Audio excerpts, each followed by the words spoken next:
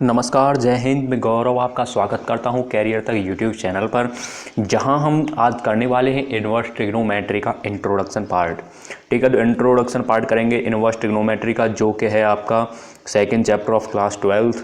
तो क्या है इसके कंसेप्ट, क्या होगा इसके लिए, मतलब हमें मेथड्स अप्लाई करने होंगे, क्या ट्रिक्स होंगी, और हम किस तरीके से इस कोरोना काल की महामारी में अपने आप को अपनी पढ़ाई के प्रति डेडिकेटेड रखेंगे। वही सारी स्ट्रेटेजी के साथ मैं यहाँ पर आपके लिए लेकर के आया हूँ। अपना पहला चैप्टर इन्वर्स ट्रिग्नोमेट्री का, लेकिन ये क्लास 12th का सेकंड चैप्टर है।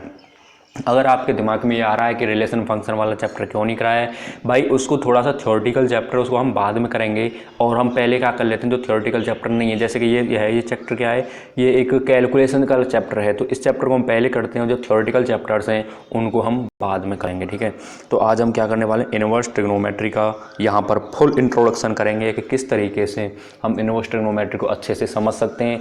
अगली क्लास जो आने वाली है वो आएगी मेरी, किसकी क्लास, वो आएगी एक्सरसाइज 2.1 की क्लास।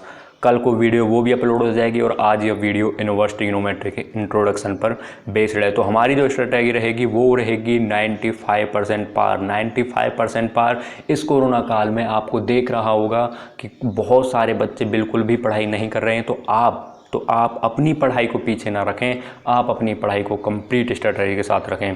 तो हमारी फर्स्ट वीडियो आई है, ये फर्स्ट वीडियो पर आपका रेस्पॉन्स बहुत अच्छा होना चाहिए। तो 95% पार चैप्टर 2 इन्वर्स ट्रिग्नोमेट्री। चलिए शुरू करते हैं इंट्रोडक्शन पार्ट। तो क्लास 12th का इन्वर्स ट्रिग्नोमेट्री का फंक्शन है। इंट्रोडक्शन में अगर बता दूं आपको, trigonometric ratios, trigonometric 11th class की बहुत अच्छे से आनी चाहिए। अगर 11th क्लास की अच्छे से नहीं आती है फिर भी काम चल जाएगा, लेकिन आपको 11th क्लास के जो फॉर्मूलेज हैं वो बहुत अच्छे से आने चाहिए। ठीक है, तो वहीं से शुरुआत करते हैं। अगर हमने देखो कोई भी ट्रिग्नोमेट्री है तो ट्रिग्नोमेट्रिक रेशियोज़ को तो हमें मानना ही पड़ेगा। तो जैसे हमने मान लिया साइन थीटा बराबर कितना है, एक्स मान लिया, तो थीटा बराबर कितना हो जाएगा, साइन इनवर्स एक्स। अब आप कहोगे यार ये कैसे हो गया, मतलब आपने तो कुछ रटा रटाया बोल दिया। नहीं भाई, रटा रटाया नहीं। देखो साइन थीटा बराबर आपने एक्स माना, ठीक है, कोई भी चीज़ मल्टीप्लाई में होती है वो क्या जाती है, नीचे आती है, और नीचे जाने वाली चीज़ को -1 पावर के साथ लिख देते हैं। लेकिन आप इसको नीचे नहीं लिखेंगे, क्योंकि यह एक फंक्शन है, ये कोई वैल्यू नहीं है जिसे आप नीचे करके फिर आप इन्वर्स की पावर में लिख सकें। लेकिन आपको ये बिल्कुल याद रखना है कि साइन थीटा बराबर कितना होता है, एक्स। अगर दे रखा है तो थीटा बराबर, हम थीटा की जो वैल्यू निकालने वाले हैं वो कितनी हो जाएगी, साइन इन्वर्स एक्स हो जाएगी। और जो मेन बात जो है वो याद रखने की बात वो ये है कि थीटा जो यहाँ पर होगा, थीटा जो होगा वो यहाँ पर एंगल की तरह वर्क करेगा, और एक्स जो होगा नंबर आएगा। और नंबर है और एक्स क्या क्या मतलब है, अगर देखो साइन थीटा की वैल्यू हम 45 रखते हैं, ठीक है, साइन 45 रखते हैं, तो 45 कितना एक एंगल है, और एंगल की जो वैल्यू आई साइन में लग करके वो कितनी आएगी, 1/√2। तो एक्स क्या है, यहाँ पर एक नंबर है। फिर भी अगर ये इन्वर्स के अंदर आता है, यानी कि अगर इन्वर्स के अंदर आता है तो वो भी वहाँ पर भी एक नंबर ही होगा, जो कि साइन इन्वर्स 1/√2। उसके बाद उसकी जो वैल्यू आएगी वो थीटा की वैल्यू आ जाएगी। ठीक है, तो हम एक बात और जानते हैं कि ट्रिग्नोमेट्रिक रेशियोज की जो वैल्यू होती है वह किसी ना किसी पीरियड के बाद रिपीट करती है। ठीक है, जैसे मान लो साइन 90 की वैल्यू इस वक्त 1 है, तो साइन 450 की भी वैल्यू कितनी होगी, 1 ही निकल के आएगी। इसका मतलब ये कि यानी कोई एक फिक्स्ड रेशियो होता है, फिक्स्ड एक रेंज होती है जिसके अंदर साइन की वैल्यू सेम रहेगी, लेकिन कुछ पीरियड्स के बाद उसकी वैल्यू क्या है, उसकी वैल्यू रिपीट करेगी, यानी कि 1 फिर दोबारा आएगा, फिर -1 फिर दोबारा आएगा, 1/√2 फिर दोबारा आएगा। उस वैल्यूज़ को हम रिपीटेशन कहेंगे, और उसी के ऊपर यहाँ पर भी क्वेश्चंस बेस्ड होंगे। ठीक है, तो इस इन्वर्स ट्रिग्नोमेट्री को याद करने के लिए, इन्वर्स ट्रिग्नोमेट्री को करने के लिए, इन्वर्स ट्रिग्नोमेट्री को सॉल्व करने के लिए कुछ यहाँ पर इंपॉर्टेंट फॉर्मूलेज हैं जो कि हम आपके साथ डिस्कस करने वाले हैं इस वक्त। तो सबसे पहला आपको यह बात ध्यान में रखनी होगी कि अगर साइन इन्वर्स के अंदर माइनस थीटा आ रहा है, यानी कि एंगल जो है वो माइनस के अंदर आ रहा है, तो आप इसको क्या कर सकते हैं, माइनस को बाहर रख करके साइन इन्वर्स एक्स लिख सकते हैं। जैसे मान लो साइन इन्वर्स -45 आ रहा है, यानी कि साइन इन्वर्स -45 है, तो आप उसको बहुत आसान तरीके से, जैसे साइन इन्वर्स -45 है, तो आप उसको क्या कर सकते हैं, आप उसको बहुत आसान तरीके से माइनस साइन इन्वर्स 45 लिख सकते हैं। ठीक है, sine inverse minus sine inverse 45 लिख सकते हैं बहुत आसान तरीके से। इसका मतलब हो गया यानी कि अगर साइन के अंदर माइनस की जो वैल्यू आएगी तो हम उस माइनस को बाहर निकल के साइन इनवर्स 45 लिख देंगे और 45 के 1/√2 हो जाएगी और उसकी जो वैल्यू आ जाएगी वो कितनी आ जाएगी -1/√2। ठीक है, चलिए तो नेक्स्ट आता है हमारा कॉस इनवर्स एक्स। ठीक है, कॉस इनवर्स, अगर कॉस के अंदर माइनस की अगर वैल्यू आती है, कॉस के अंदर क्या होता है माइनस की जो वैल्यू आएगी उसको हम क्या करेंगे pi minus sign inverse x कर देंगे। ठीक है, तो अगर हम जैसे अगर इसकी हम बात करें, जैसे मान लिया आपने कि कॉस इनवर्स आपका माइनस के 45 आ गया। ठीक है, तो आपको क्या करना होगा, सबसे पहले उसको सॉल्व करने के लिए आपको पाई में से घटाना होगा और फिर आप उसे कॉस इनवर्स 45 लिख सकते हैं।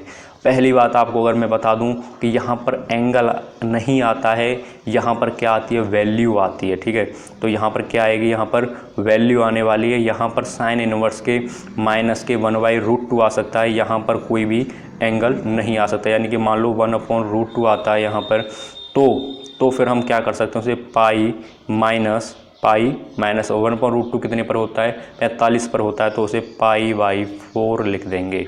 फिर सॉल्व करके जो आंसर आना है वो आंसर आ जाएगा। ठीक है, अगर हम वहीं अगर बात करें टेन इनवर्स के अंदर माइनस एंगल आता है, यानी कि टेन इनवर्स के अंदर कितना आता है माइनस थीटा आता है, तो हम सिंपली उसे साइन की तरह ही माइनस को बाहर रख देंगे और टेन इनवर्स एक्स वहीं रह जाएगा। ठीक है, कोसेक इनवर्स एक्स की अगर हम बात करें, कोसेक इनवर्स एक्स के अंदर अगर माइनस थीटा आता है कोसेक इनवर्स, तो फिर उसे क्या कर देंगे माइनस को बाहर लिख देंगे और कोसेक इनवर्स को वैसे ही लिख देंगे। लेकिन अगर सेक इनवर्स के अंदर माइनस एक्स आता है तो हम क्या करते हैं उसे पाई में से घटाते हैं। तो देखो जैसे हम सॉल्व करें इस वक्त क्या करने वाले हैं हम, देखो सेक इनवर्स अगर आता है माइनस के 1/2। ठीक है, क्योंकि इसमें तो 1/2 होता ही नहीं है, तो यहाँ पर क्या लिखें -2 लिखते हैं डिग्री। तो फिर हम इसको क्या कर सकते हैं, इसको सेक इनवर्स को करने के लिए हम पाई माइनस को हटाने के लिए पाई माइनस सेक इनवर्स -2 लिखेंगे।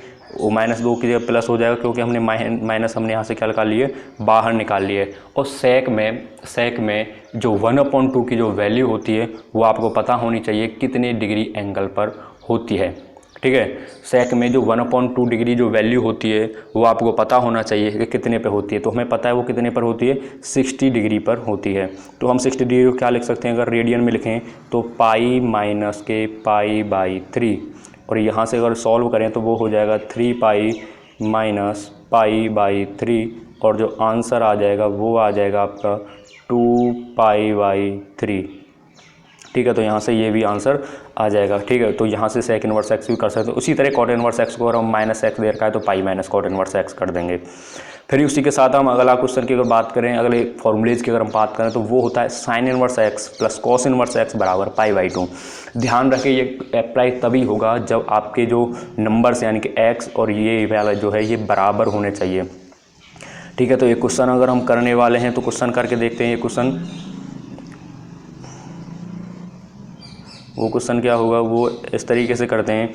मान लो आपके पास कोई sine inverse 1 plus cos inverse 1 है। ठीक है, तो आप इसको क्या लिख सकते हैं सिंपली पाई/2 लिख सकते हैं। ठीक है, तो यहाँ पर सिंपल सी बात है, एक फॉर्मूला हो गया, आपको इसे याद रख लेना है। अगर tan inverse x plus cot inverse x तो भी पाई/2 होगा, cosec inverse x plus sec inverse x है फिर भी पाई/2 होगा।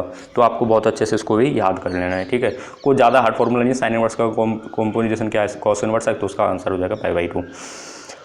अगर साइन थीटा के बाहर साइन इनवर्स लगा हुआ है तो उसकी वैल्यू थीटा आ जाती है, लेकिन इसके लिए भी एक कंडीशन अप्लाई होती है। वो ये होती है जो थीटा की जो वैल्यू होनी चाहिए वो -90 से 90 के बीच में ही होनी चाहिए। अगर थीटा उससे बड़ा होता है तो पहले उस थीटा को आप छोटा करिए, फिर उसके बाद इसको लगाइएगा। डायरेक्ट ऐसे नहीं करना है, फिर उससे आपका क्वेश्चन गलत हो जाएगा। तो थीटा की जो वैल्यू होनी चाहिए वो कितनी होनी चाहिए -90 से 90 होनी चाहिए। इसी तरह टेन इनवर्स टेन थीटा कितना हो जाता है थीटा हो जाता है, और कॉस इनवर्स कॉस थीटा कितना हो जाता है थीटा हो जाता है। ठीक है, तो चलिए अब कुछ और फॉर्मूलेज की बात कर लेते हैं जो कि आपको एनसीईआरटी में नहीं मिलने वाले हैं, जो कि आपको एनसीईआरटी में नहीं मिलने वाले, उन फॉर्मूलेज की हम बात करते हैं। तो वो है sine inverse x plus sine inverse y. आप माइनस को बोल जाइए कि यहाँ पे कोई भी माइनस भी है, आप बोलिए sine inverse x plus sine inverse y बराबर sine inverse x under root में 1 minus y square plus y under root में 1 माइनस एक्स स्क्वेयर। ये जो फॉर्मूला होगा वो फॉर्मूला होगा sine inverse x plus sine inverse y के लिए, ठीक है, sine inverse x plus sine inverse y के लिए ये फॉर्मूला हो जाएगा। अगर हम यहाँ पर माइनस लिख लेंगे, अगर यहाँ पर क्या मान लें, माइनस मान लें, तो वहाँ पर कितना हो जाएगा, वो sine inverse x 1 minus y square minus हो जाएगा यहाँ पर, और ये हो जाएगा वाई 1 माइनस एक्स स्क्वेयर। सिर्फ क्या होगा, माइनस का साइन वहाँ पर लग जाएगा। उसी तरह cos inverse x plus cos inverse y जो होता है, cos inverse minus cos inverse x y minus 1 under root में 1 minus x square under root में 1 माइनस वाई स्क्वेयर। ये जो फॉर्मूला है वो cos inverse x plus cos inverse y का माइनस लग जाएगा यहाँ पर, तो यहाँ पर प्लस लग जाएगा। Tan inverse x plus tan inverse y बहुत ज़्यादा इंपॉर्टेंट है, बहुत ज़्यादा यूज भी होता है फॉर्मूला, तो वो होगा tan inverse x plus y अपन 1 माइनस एक्स वाई। और अगर यहाँ पर माइनस लगता है तो वहाँ पर माइनस हो जाएगा, यहाँ पर प्लस लग जाएगा। 2 टेन इनवर्स एक्स को हम कई तरीके से तोड़ सकते हैं। 2 ten inverse x sine inverse में तोड़ना पड़े तो 2x अपन 1 plus x square, cos inverse में तोड़ना पड़े तो 1 minus x square upon 1 plus x square, और टेन इनवर्स में तोड़ना पड़े तो 2x upon 1 minus x square. यहाँ पर 2 टेन इनवर्स एक्स को भी तोड़ सकते हैं, ठीक है। तो अब यहाँ पर हम कुछ रेंजेस की बात कर लेते हैं, डोमेन और रेंजेस की बात कर लेते हैं। आप कहोगे डोमेन रेंज तो यार हमने रिलेशन एंड फंक्शन पढ़े तो भैया फंक्शन ही तो है, यहाँ पर भी क्या हो गया कि वो इन्वर्स के साथ जुड़ गया, तो ठीक है, inverse function, inverse trigonometric functions. तो ठीक है, तो साइन इन्वर्स की जो रेंज होगी, रेंज आप देखोगे कि साइन में कभी भी वैल्यू 2 नहीं आती, साइन में कभी भी वैल्यू 1.5 नहीं आ सकती, साइन में कभी वैल्यू यानी कि -1 से लेकर के सिर्फ और सिर्फ साइन के अंदर जो वैल्यूज आती हैं, साइन बात कर रहा हूँ, साइन इन्वर्स की नहीं, मैं साइन की बात कर रहा हूँ, तो कभी भी साइन की कोई भी एंगल लगा लेना, -1 से लेकर के 1 तक ही उसकी वैल्यूज आने वाली है, माइनस और 1 उसमें भी आ जाएंगे, ठीक है। तो फिर हम इन्वर्स निकालने वाले हैं, तो इन्वर्स साइन का बिल्कुल उल्टा होता है, तो यहाँ पर उसकी जो रेंज हो जाएगी वो -1 से 1 ही आप इसके अंदर रख सकते हो, उससे ज़्यादा आप यहाँ पर वैल्यू नहीं रखोगे। अगर आप -1 से 1 रखते हो तो आपका जो एंगल जो आएगा वो आएगा -π/2 से π/2 तक। और वहीं अगर कॉस इन्वर्स की बात करो तो वहाँ से अगर आप वैल्यू रखते हो -1 से 1 तो आपका जो एंगल निकल के आएगा वो 0 से π निकल के आएगा, क्योंकि ठीक है, तो 0 पर कितनी होती है कॉस इन्वर्स वैल्यू की वैल्यू, π होती है। और वहीं कोसेक इन्वर्स की बात करो तो रियल नंबर में से -1,1 माइनस कर देते हैं, फिर उसमें कोई वैल्यू रखी जाती है। आप देखोगे कोसेक इन्वर्स के अंदर, कोसेक इन्वर्स के अंदर कभी भी वैल्यू 1/√2 नहीं आएगी, कभी भी वैल्यू कितनी नहीं आएगी, कभी भी वैल्यू 1 से छोटी और -1 से बड़ी वैल्यू नहीं आ सकती। क्यों नहीं आ सकती, क्योंकि साइन का ये उल्टा होता है, और साइन में अगर वैल्यू -1 से 1 आती है तो कोसेक इन्वर्स में इनको छोड़ करके इनके बीच की वैल्यूज़ नहीं आती हैं, तो कोसेक इन्वर्स में यह नहीं होगा। कोसेक इन्वर्स में 2 वैल्यू आ सकती है, लेकिन 1/2 वैल्यू नहीं आ सकती, √3/2 वैल्यू नहीं आ सकती। इस बात को बहुत अच्छे से याद रख लीजिएगा। तो फिर क्या होगा, -90 से 90 हो जाएगा यहाँ पर उसकी भी वैल्यू। और याद रखें कि ये जो ब्रैकेट है वो क्या है, क्लोज ब्रैकेट है, ठीक है। और माइनस 0 क्यों किया है भैया, 0 पर कोसेक कितना हो जाता है, इनफाइनाइट हो जाता है, ठीक है। तो हमें फंक्शन में इनफाइनाइट नहीं लाना होता, आपने पढ़ा होगा 11th क्लास में। कोसेक 90 की वैल्यू कितनी होती है, 1/0 हो जाती है, जिसकी वजह से इनफाइनाइट आ जाता है, ठीक है सर। तो इसी तरीके से सेक इन्वर्स हो जाएगा, और उसी तरह से टेन इन्वर्स, और उसी तरह से कॉट इन्वर्स, यहाँ पर बहुत आसान तरीके से आप कर सकते हो, ठीक है। तो भैया अगली जो वीडियो आएगी, यहाँ पर तो हमने इंट्रोडक्शन पार्ट कर लिया, तो अगली जो वीडियो आएगी वो आएगी चैप्टर 2 की इन्वर्स ट्रिग्नोमेट्री की एक्सरसाइज 2.1 पर बेस्ड। तो बहुत अच्छे से उस एक्सरसाइज को भी करेंगे। अगर आपको इंट्रोडक्शन समझ में आया हो तो ज़रूर लाइक कीजिएगा, चैनल को सब्सक्राइब कीजिएगा। And thank you for watching our video अच्छी लगी हो तो ज़रूर कमेंट में करके बताइए क्या मेरी मिस्टेक्स रहीं, क्या मुझे इम्प्रूवमेंट करना चाहिए, सारी बातें मुझे यहाँ पर कमेंट में आप बता दीजिएगा। Then thank you for watching our video, subscribe the career तक।